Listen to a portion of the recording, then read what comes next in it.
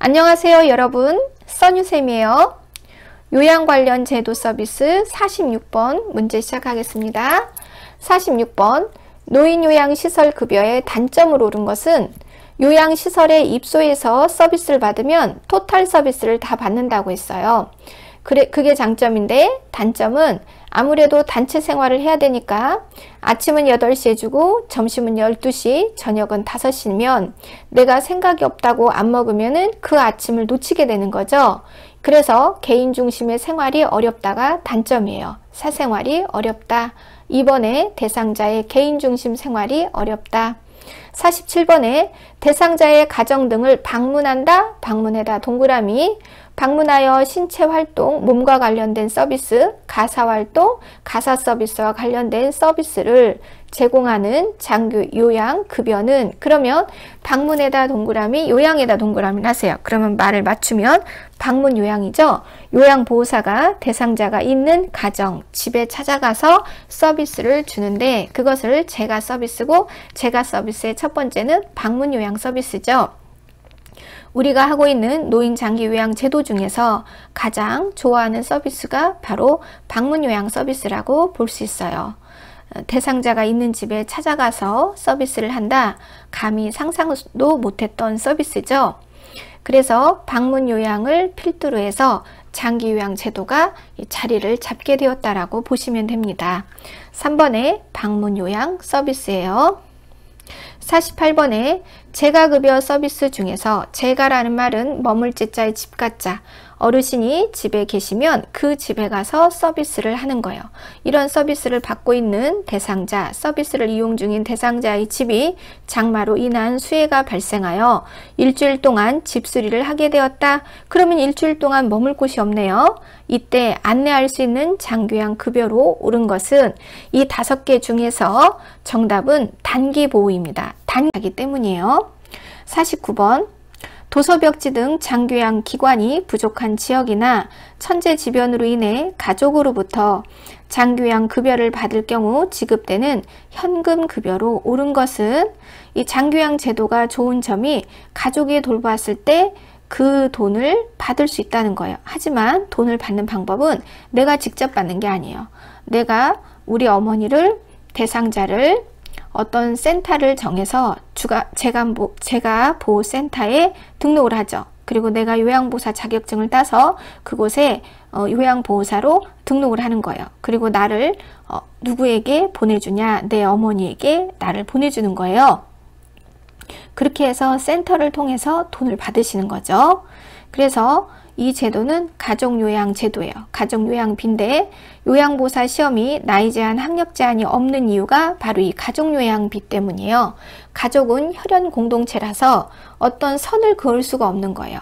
나이로 선을 그을 수가 없고 학력으로 선을 그을 수 없기 때문에 요양보호사 시험이 나이 제한, 학력 제한이 없이 시작이 된 거지 시험이 쉬워서 자격증이 웃겨서 시험 그래서 나이 제한, 학력 제한이 없는 것은 절대 아니다. 그래서 가족요양 제도 때문에 나이 제한, 학력 제한이 없는 거다. 우리나라에서 갖고 있는 의료와 관련된 자격증 중에서 가족을 돌본다고 돈을 주는 자격증은 요양보호사 자격증 뿐입니다. 참 좋은 거죠. 자, 50번에 다음은 장교양 보험급여의 내용 중 무엇에 대한 설명인가? 우리가 장교양 제도 중에는 이 특례 요양비도 있고 요양병원 간병비도 있고 가족요양비도 있지만 우리가 시험 문제에서 다루고 기억해야 될 것은 가족요양비고요. 이런 문제는 그냥 눈으로 한번 지나가듯이 보는 게 좋아요. 왜냐하면 실제로 특례 요양비는 하고 있지 않기 때문에. 그래서 정답은 특례 요양비인데 수급자가 장교양 기관이 아닌 기관 또는 시설에서 재가급여 또는 시설급여에 상당한 장교양 급여를 받은 경우 수급자에게 지급되는 현금 급여인데 이게 바로 문제라는 거죠. 그거를 증명할 수 있는 방법이 딱히 없기 때문에 특례 요양비는 하고 있진 않아요. 만들어 놓긴 했지만. 그래서 정답은 3번 특례 요양비고요. 특례 요양비보다 가족요양비 문제를 기억하세요. 51번에 다음 중 방문 요양과 방문 목욕의 장기 요양 요원으로 오른 것은 요양보호사죠. 요양 대상자를 돌보러 나가는 사람들, 보호하러 나가는 사람들을 요양보호사라고 한다. 케어 매니저예요. 요양보호사는 케어 매니저다. 그래서 직접 서비스를 수행하시는 분들입니다. 52번에 장교양기관이 수급자에게 등급을 받으신 분에게 재가급여 또는 시설급여를 제공한 후 장기요양 급여 비용을 청구하는 기관은 건강보험공단이에요. 건강보험공단에다가 서비스한 금액을 청구할 수 있고, 그리고 나서 이제 받는 거죠. 5번 국민건강보험공단이다. 이 사업을 하고 있는 곳은 건강보험공단이기 때문이에요. 53번에 장교양보험의 재원 조달, 이 재원이라는 것은 돈이죠. 우리가 국가의 사업은 예산이 있어야 돼요. 돈을 가지고 움직이죠. 재원 조달을 위한 설명으로 옳은 것은 5번이에요. 국가 지원과 노인 장기 요양보험료와 본인 일부 부담금으로 이 사업은 운영되고 있습니다. 54번에 다음에서 기업과 니은에 들어갈 알맞은 말은 노인장기요양보험법상 시설급여 대상자는 장교양 급여 비용의 20%, 왜냐하면 시설에서는 잠을 자죠. 잠을 자기 때문에 일반인을 기준으로 해서 20%고요. 재가는 잠을 내 집에서 자요. 그렇기 때문에 5%가 싸요. 그래서 재가급여 대상자는 장교양 급여 비용의 15%를 본인이 부담한다. 20, 15% 일반인이 기준입니다. 55번 다음 중 노인장기요양보험급여의 내용으로 옳은 것은 기초생활수급자는 본인 부담금이 없죠. 본인 부담금이 빵원이에요. 본인 부담금을 국가에서 대신 내주기 때문이죠. 그래서 기초생활수급자는 기초자라고 부르고 과거에는 영세민이라고 불렀죠. 빵원, 본인 부담금이 없다. 그래서 시설에서 이제 기초생활수급자인 분이 장교양 등급을 받아서 시설에서 머물잖아요. 그러면 그분은 시설수급자가 되시는 거예요. 자, 56번에 장교양 기관에서 서비스를 제공받기 위한 이용 절차의 순서로 옳은 것은, 요즘에는 이 절차를 물어보는 문제가 잘 나오지 않습니다. 그러니까 애써서 이 순서를 외우실 필요는 없어요. 이 순서 외우지 마시고 눈으로 한번 보시고요. 만약에 이런 문제가 나왔다 그러면 그냥 하나 틀리세요. 하나 틀리고 다른 거를 맞히시기 바랍니다. 정답은 2번이에요.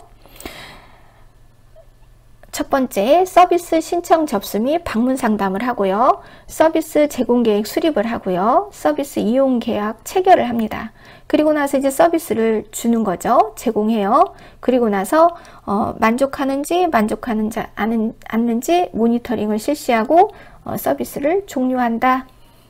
57번 다음 중 등급 판정 후 수급자가 시설 및 재가 장기 요양기관을 통해 서비스를 제공받을 때 제시해야 하는 것은, 내가 이제 등급을 받았어요. 그래서 서비스를 받고 싶어요. 서비스를 받고 싶어서 장기 요양기관에 갔어요. 노치원에 갔어요. 100세 주간보호센터에 오셔서 서비스를 받고 싶다고 해요.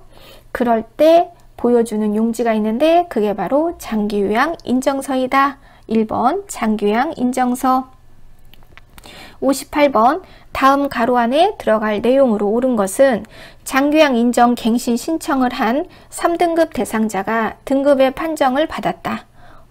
등급 외를 받았대요. 원래 3등급이었는데 위를 받아들이지 못할 때 요양보호사는 뭘 하라고 알려줄 수 있냐면, 그렇죠. 이의 신청을 안내할 수 있다. 아니, 내가 3등급인데 어떻게 해서 이번엔 등급이 떨어졌단 말이야? 그러세요? 그러면 이의 신청을 한번 해보시겠어요? 라고 설명을 한다. 이의, 다른 의견, 다른 생각이 있다는 것을 신청서를 써서 내는 거죠. 59번에 장기요양 등급 유효기간, 장기요양 급여의 종류와 내용이 써있는 종이를 받아요. 등급을 받으면 마치 의료보험 카드처럼 생겼는데 그게 바로 장기요양 인정서이다. 내가 서비스를 받고 싶으면 받고자 하는 곳에다가 장기요양 인정서를 제출하시는 거예요. 60번에 대상자의 등급에 따라서 이용할 수 있는 한도액과 본인 부담률이 명시되어 있는 서류를 또 내셔야 되는데, 그 서류를 표준 장기 요양 이용 계획서라고 해요. 그러니까 장기 요양 인정서는 이분이 등급이 몇 등급이고 기간이 뭐고 시설 서비스냐, 재가 서비스냐 이런 종류가 나와 있어요. 그런데 이제 그 다음에 얼마를 초과하지 말라는 돈이 써 있는 종이가 있어요. 그 종이가 바로 표준 장기 요양 이용 계획서예요. 그래서 표준에다가 돈이라고 써놓고 외우시면 됩니다.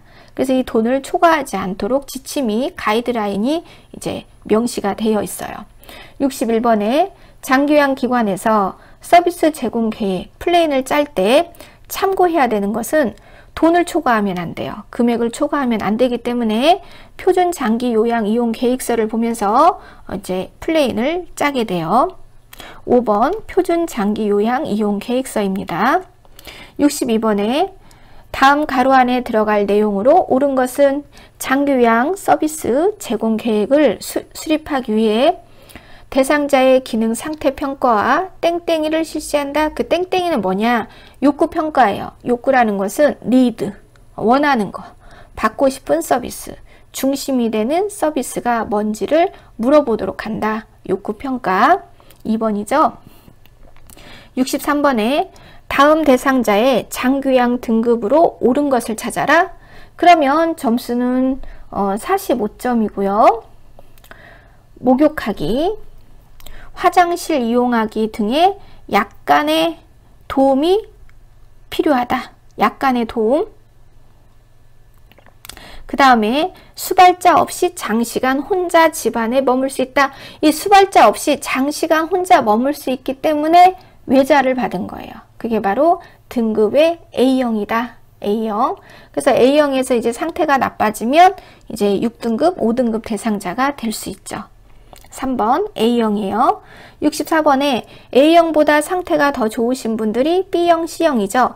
이분들은 지금의 좋은 상태를 유지하는 게 필요해요.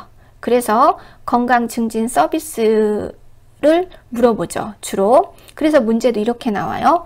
노인 체조, 게이트볼, 스트레칭 등을 제공하는 국민건강보험공단의 사업은 뭐냐? 이거 건강증진 서비스인데 노인 건강관리 사업이죠. 이 상태를 계속 잘 유지해서 이분들이 등급 안으로 들어오지 못하게 관리를 하는 거예요. 4번 노인건강관리 사업. 65번 다음 중 매슬로우의 기본 욕구 단계 중 생리적 욕구로 오른 것은, 이 생리적이란 말은 자연적이다. 누구나 자연스러운 것.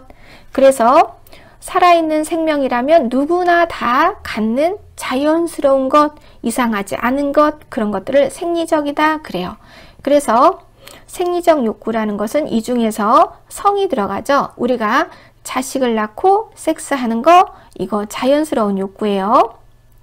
그래서 생리적 욕구는 누구나 자연스럽게 다 느끼는 거. 살아있는 생명이라면 다 느끼는 거. 매슬로우는 미국의 심리학자예요. 유대인이고요. 그러면 66번 대상자의 식사, 배설, 수면. 이 식사, 먹고, 싸고, 자는 것은 생리적인 욕구죠. 살아있는 라이프, 생명이라면 누구나 갖는 욕구죠. 이런 욕구를 생리적인 욕구라고 해요. 그래서 요양보호사가 대상자의 식사를 챙겨주었다. 어떤 욕구를 해결해 주었냐? 생리적인 욕구. 요양보호사가 대상자의 배설을 도와주었다. 어떤 욕구를 해결해 주었냐? 생리적인 욕구. 요양보호사가 대상자의 수면을 잘 자도록 도와주었다. 무슨 욕구를 해결해 주었냐? 생리적인 욕구예요. 67번에 요양보호사가 교육, 직무교육을 통해, 교육이라는 말이 붙으면 자아실현이에요. 자기 개발. 그래서 교육을 통해 지속적으로 기술과 지식을 얻는 것은 매슬로우의 기본 욕구 중 옳은 것은, 그렇죠, 자아실현의 욕구예요.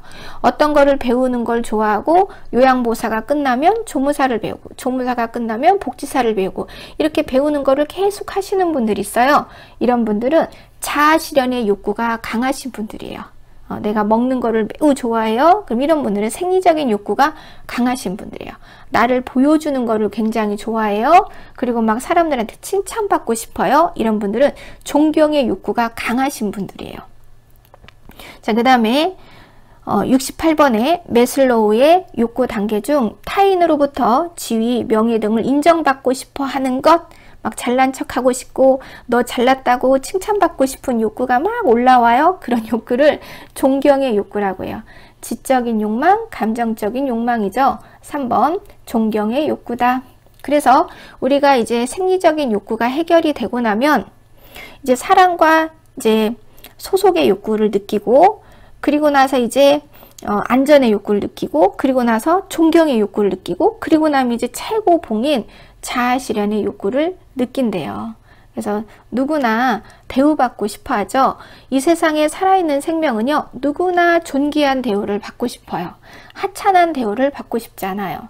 그래서 이 매슬로우의 욕구는 생명학을 공부하는 그 학문에는 꼭 나옵니다.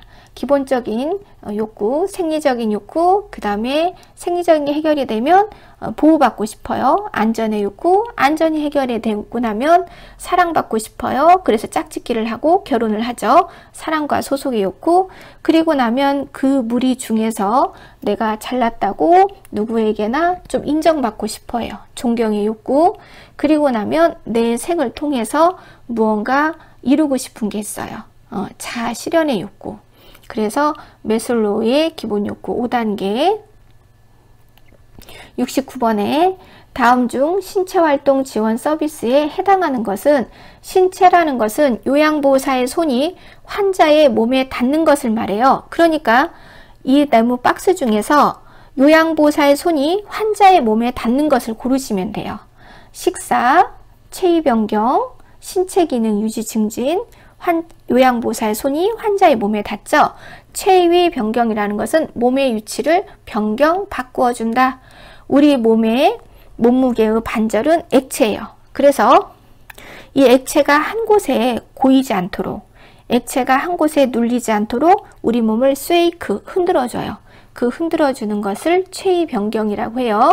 침대에 누워있을 때는 2시간마다 한 번, 90도 의자나 휠체어에 앉아 있을 때는 90도 각도니까 1시간에 한 번. 우리가 75의 압력을 매일 어떤 한 부위를 75의 압력으로 2시간 이상 매일매일 압박을 주면요, 혈액순환이 잘 되지 않아요.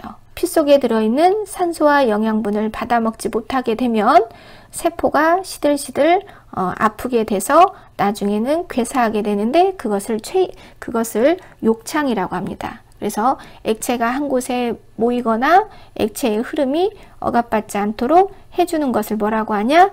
체위 변경이라고 한다. 욕창을 예방하는 가장 기본은 체위 변경이다. 70번에 요양보호사가 제공할 수 있는 일상생활 지원 서비스로 옳은 것은, 일상생활 지원은 가사 서비스를 말해요. 그래서 5개 중에서 가사 서비스를 찾으세요. 1번 장복이죠. 자, 그러면 오늘은 여기까지, 다음 시간에 이어지도록 하겠습니다. 수고하셨습니다.